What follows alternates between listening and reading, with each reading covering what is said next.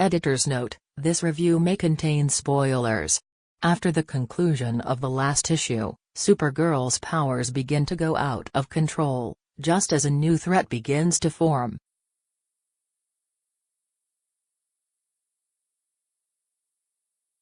Normally in my reviews, I typically start with positives in the story before I get to the artwork.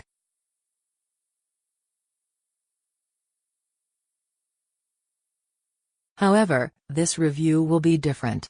I couldn't in good conscience wait a few paragraphs before commenting on how incredible the art was in this issue.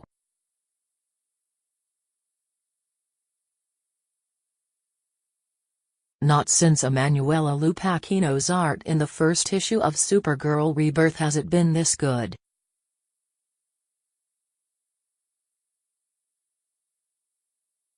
With all due respect to Brian Ching's work thus far in the series, but Robson Rocha, Henriques and Michael Atiyeh take it to a whole new level.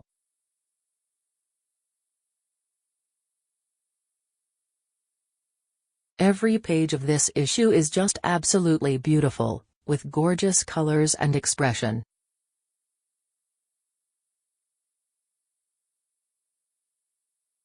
It's worth the buy just for the art alone. Also check out the variant cover from Stanley Artgerm.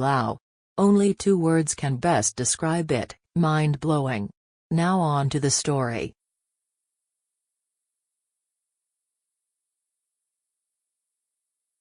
Although there were a few missteps with the dialogue, the story itself was pretty good, and leaves some serious questions as to what will happen next.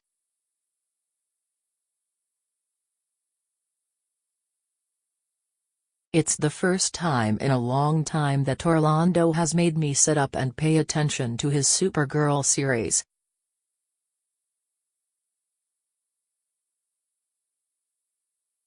I didn't feel the story was too far-fetched or over the top, but rather it was very down-to-earth, and simple, with just the right amount of heart and effort.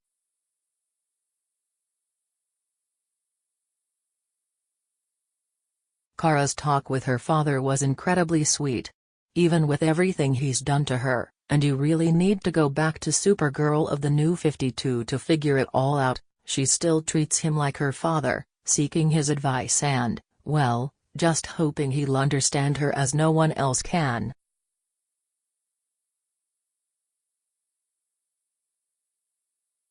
It was very heartfelt, and really speaks to Kara's character. Orlando also does a great job of imitating Cat Grant's character right from the television show.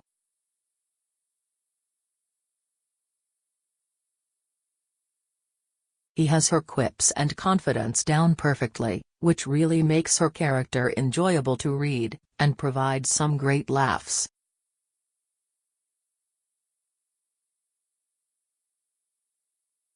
There were 2 major negative points I had for this issue. For starters, the use of a cloned Solomon Grundy. Supergirl as a character suffers from not having enough rogues in her gallery.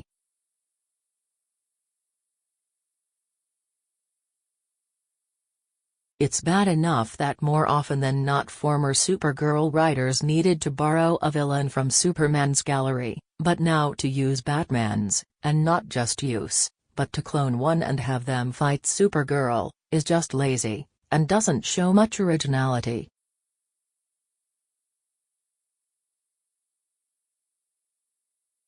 Orlando should have taken a page from Michael Green and Mike Johnson's New 52 Supergirl book when they created the character of Rain and the Worldkillers.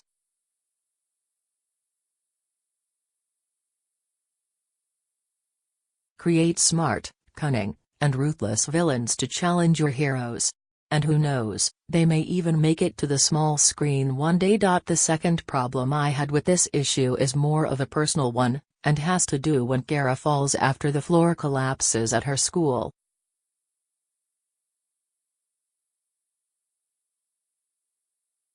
I find it hard to believe that not only did anyone really help her except her best friend, but other students even ridiculed her and her friend for helping.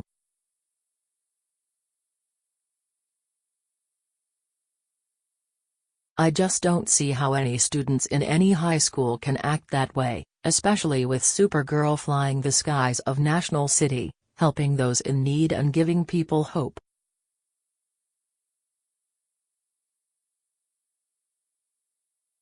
Despite a few negative points in this issue, it was one of the best Supergirl books since the start of Rebirth.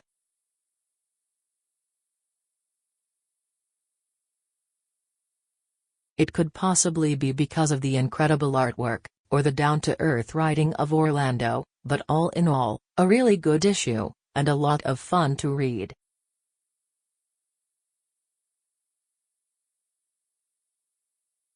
For the first time in a long time, I'm looking forward to the next issue.